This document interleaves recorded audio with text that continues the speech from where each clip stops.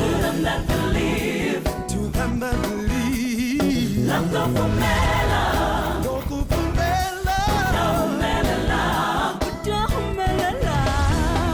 He'll restore your soul. And make you whole. City Hamavangeli. Good morning, Mzansi, and welcome to Xihlovo.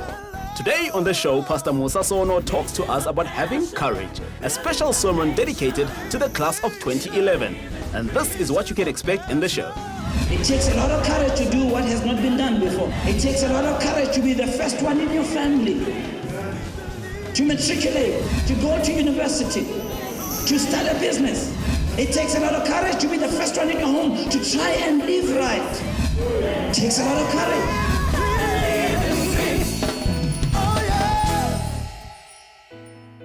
And now we join Pastor Mosa Sono on the continuation of the sermon titled Courage.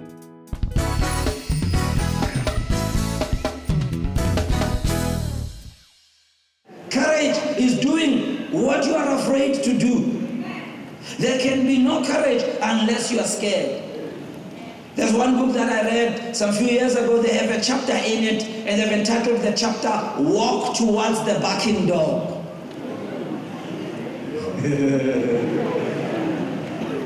You know, I don't know, it looks like dogs have a sixth sense. They can kind of smell it when you're afraid of them.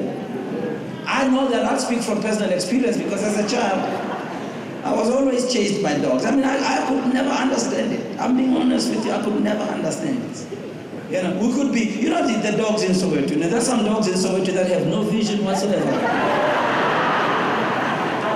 They don't concern themselves with what's happening in the yard. Give on down. They like what's happening in the streets.